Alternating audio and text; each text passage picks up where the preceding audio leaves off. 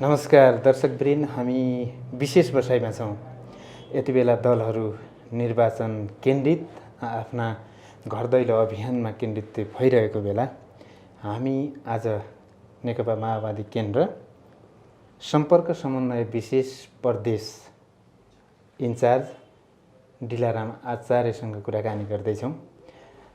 उपत्यकामा बसोबास गरेका देशभरिबाट छरिएर रहेका र माओवादी केन्द्रमा आस्थावान नेता कार्यकर्ता र आस्थावान साथीहरूको जमघट काठमाडौँमा केन्द्रित भएको बेला निर्वाचन केन्द्रित ती मनहरूलाई कसरी परिचालन गरिँदैछ विषयमा हामी कुराकानी गर्नेछौँ। केही राजनीतिक विषयवस्तुका साथ हामी आज उपस्थित भएका छौँ। आज हाम्रो कुराकानीमा सम्पर्क समन्वय विशेष प्रदेश इन्चार्ज डिलाराम आचार्य हुनुहुन्छ। यहाँलाई स्वागत छ। धन्यवाद। सन्चै हुनुहुन्छ? ठिक छु। चुनावी सरगर्मी कतिको बढिरहेछ? क्रमशः बढ्दैछ। यहाँहरूका कार्यकर्ताहरू नेताहरू अब गाउँ केन्द्रित भइराखेका छन्। यहाँहरूका मात्रै होइनन्, अन्य राजनैतिक दलहरूका पनि केन्द्रित भएका छन्। शिक्षा, स्वास्थ्य, रोजगार विशेष प्राथमिकताका साथ एजेन्डाहरू बनेका छन्। तपाईँहरूले के एजेन्डा लिएर जनतामा जाँदै हुनुहुन्छ? हेर्नुहोस्, पहिलो कुरा त हामीले अब यो धेरै जसो पार्टीहरूले स्थानीय चुनावको निम्ति केन्द्रबाट घोषणापत्र तयार पार्ने भनेका रहेछन्। ती समिति पनि रहेछन्। हिजो अस्ति पनि एउटा सर्वदलीय छलफलमा म बसेको थिएँ। हाम्रो पार्टीको कुरा के छ भने हामीले एउटा सैद्धान्तिक अवधारणा सबै पालिकाहरूलाई दिने हो, त्यो हामीले दिइ पनि सकेका छौँ। तर त्यहाँको बाटोघाटो, पुल पुलिसो, विकास निर्माणका जुन काम हुन् त्यो कामको निम्ति ती पालिकाका पार्टी सङ्गठनहरू बोल्नुपर्छ। केन्द्रबाट एउटा घोषणापत्र जारी गरिदिने अनि देशैभरि 753 पालिकाको निम्ति त्यो हुने भन्ने जुन तरिका छ त्यो बेठिक छ। हामीले पार्टीले एउटा नीतिगत र सैद्धान्तिक अवधारणा चाहिने पार्टी केन्द्रबाट एउटा अपिल जस्तो जारी गरेका छौँ।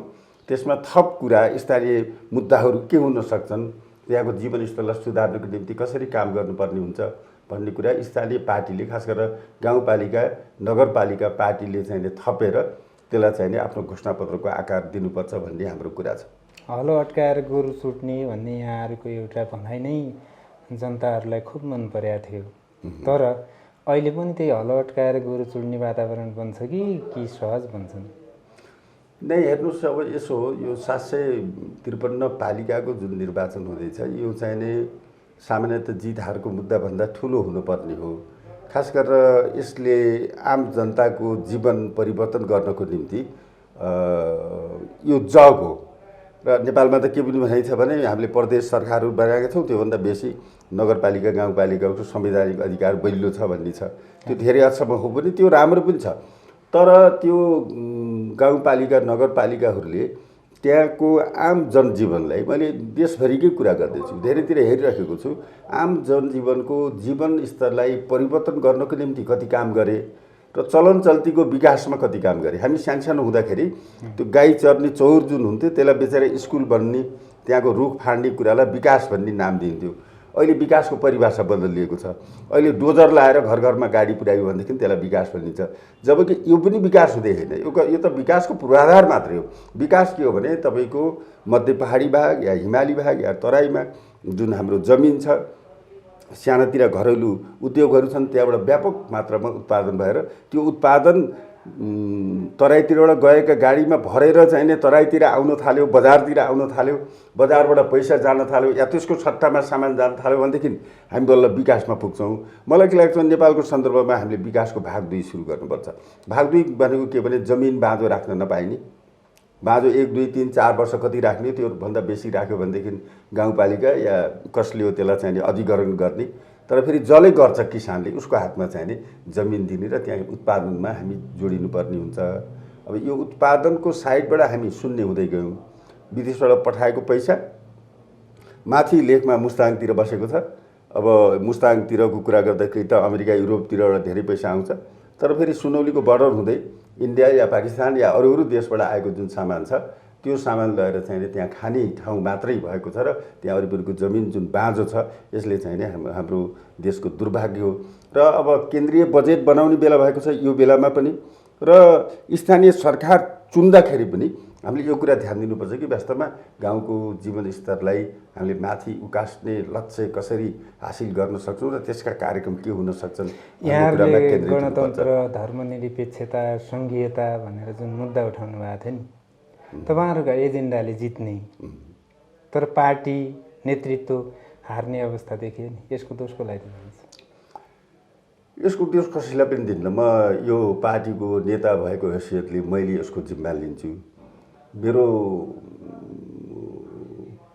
सहयोगदा साथीहरू सबैले जिम्मा लिनुपर्छ र मभन्दा माथिल्लो तहमा भएका नेताले प्रचण्डले पनि जिम्मा लिनुपर्छ। किनभने तपाईँले जुन प्रश्न गर्नुभयो, हेर्नुहोस्, हामी एउटा घटना भनौँ तपाईँलाई, एमालेसित एकता गऱ्यौँ र विभाजन भयो, पार्टी 4 टुक्रा भयो। अहिले टुक्रामा 3 देखिए पनि माओवादी पनि फुटेर अलिकति एमालेतिर टाँस्यो, एमालेको निक्लिएर अलिकति बाहिर आयो, समग्रमा 4 टुक्रा भयो।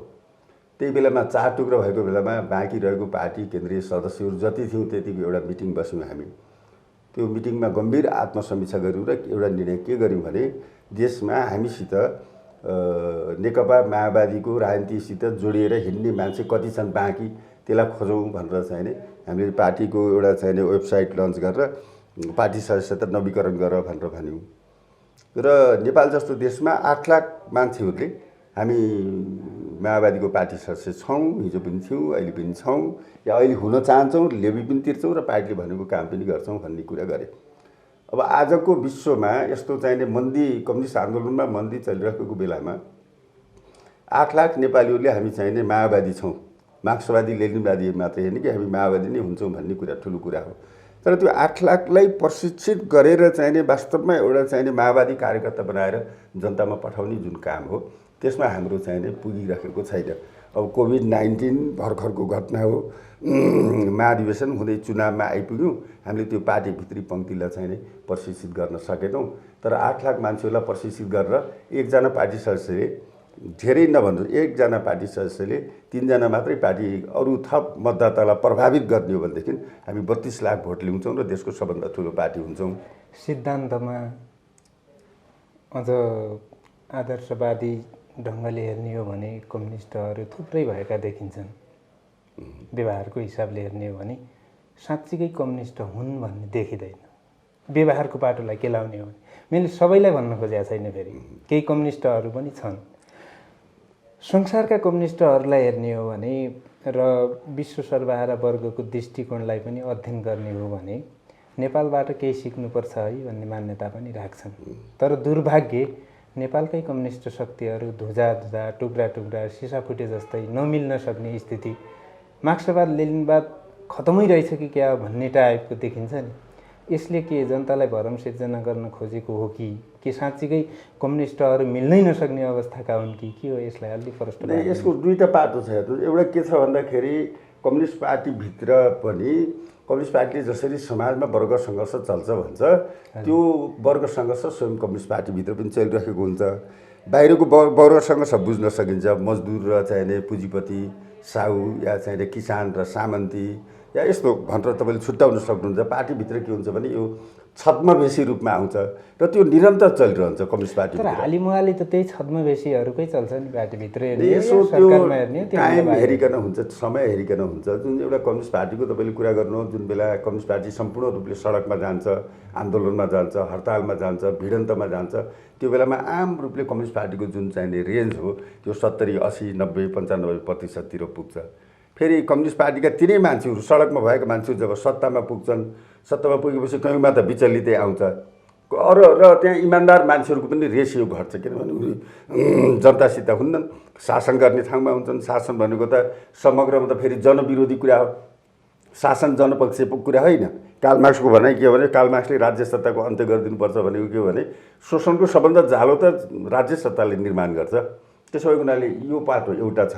अझ तपाईँको अघिको प्रश्नमा आउँदाखेरि मैले के देख्छु भन्दाखेरि सङ्घीयता, धर्मनिरपेक्षता, सहभागिता, समानुपातिक राज्य व्यवस्था लगायतका मुद्दाहरू हामीले संविधानमा स्थापित त गऱ्यौँ। जर्मनीमा अहिले पनि सबभन्दा चाहिने राम्रो शासक हिटलर हो भन्ने हिटलरका अनुयायीहरू भेटिन्छन् भने यहाँ हाम्रो यो परिवर्तनलाई मन नपराउने केही प्रतिगामी तत्त्वहरू हुने कुरालाई अन्यथा मान्न हुन्न। यो चल्छ। अझै तपाईँ 50 वर्ष पछाडि जानुभयो भने पनि राजाको शासन ठिक थियो। मैले मैले देखेको के हो भन्दाखेरि खास गरेर यो राजनीतिक रूपले हामीले केही परिवर्तन गऱ्यौँ र यी परिवर्तनहरू पनि धेरै राम्रा छन्, उपलब्धिमूलक छन्, तर यो परिवर्तनको अनुभूति जनताको जीवनमा जुन पर्नु पर्थ्यो नि त्यहाँ पुग्न सकेको छैन। जनताको व्यवस्था ल्याउनका लागि डिलाराम आचार्यले बचपनादेखि त्यही कुरा उठाउँदै आए।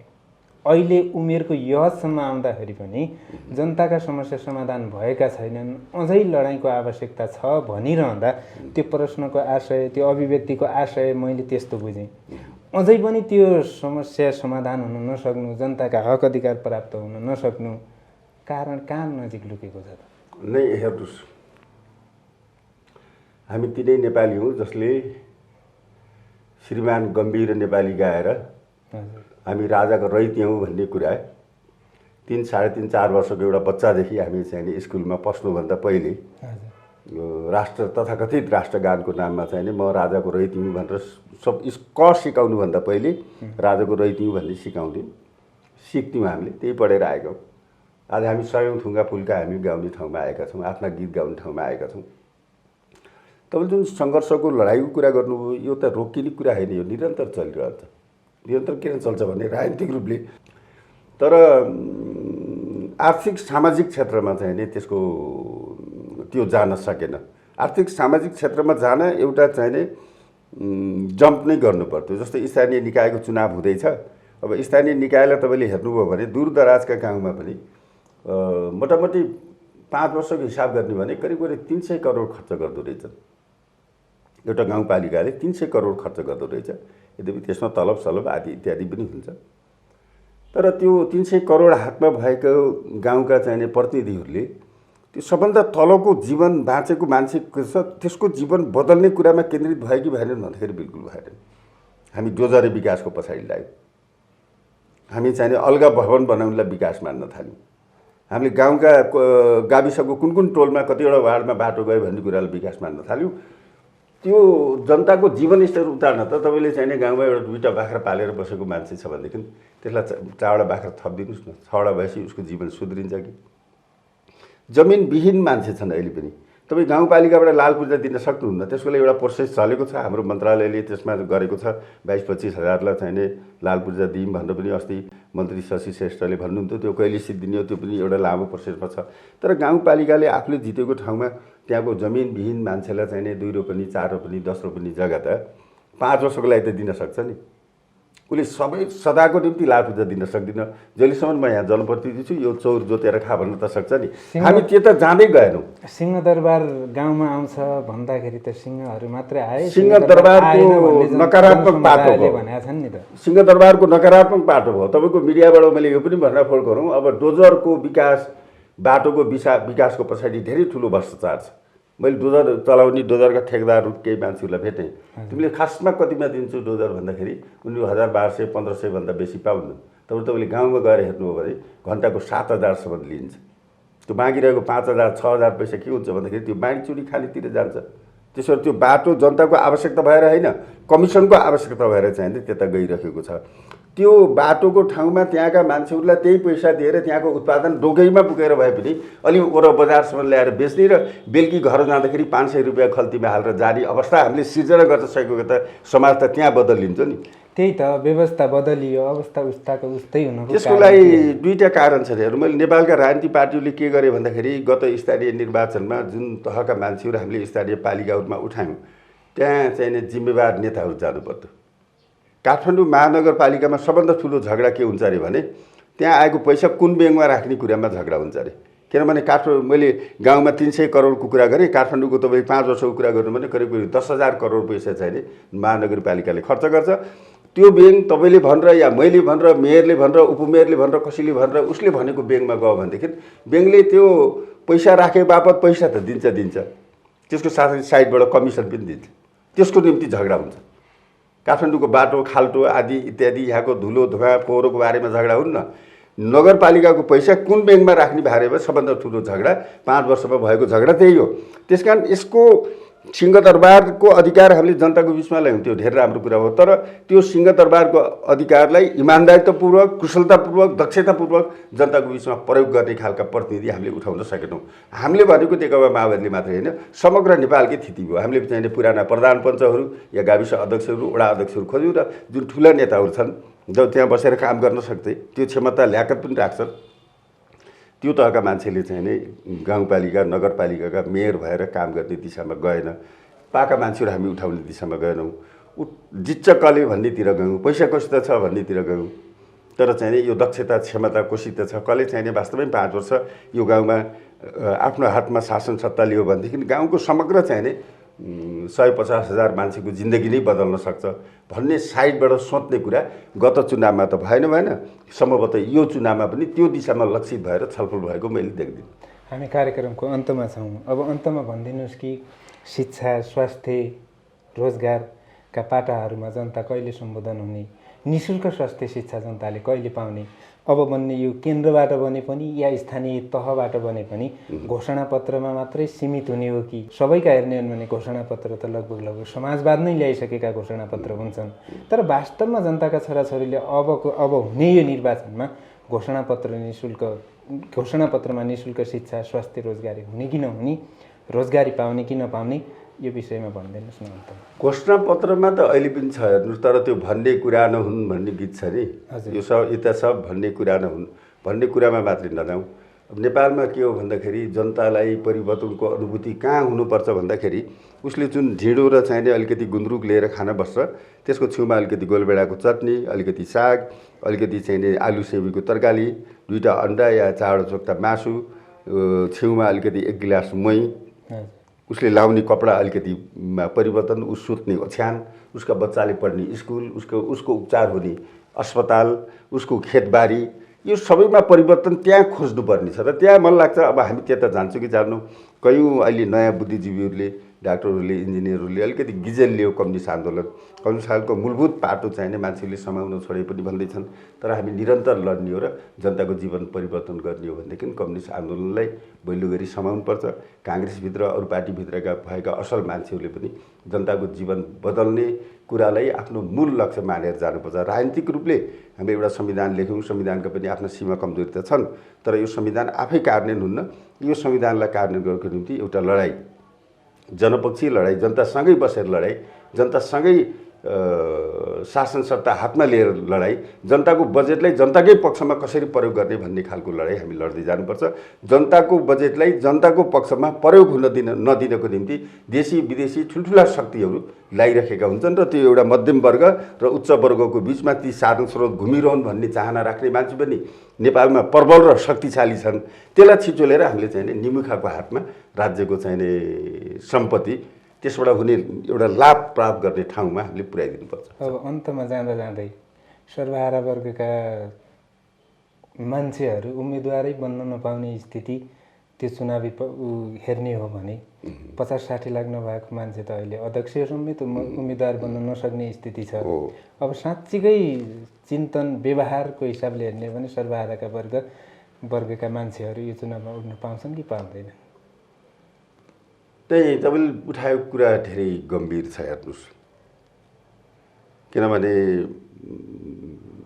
हामी खर्च पर्चमा केन्द्रित भयौँ र यही तरिका अपनाउँदै जाने हो भनेदेखि हामी जस्ता मान्छेले छोड्दिए हुन्छ, ठेकेदारलाई जिम्मा दिए हुन्छ। तर फेरि मुख्य कुरा त वर्ग हो, त्यसो भएर हामीले हार खानु हुन्न।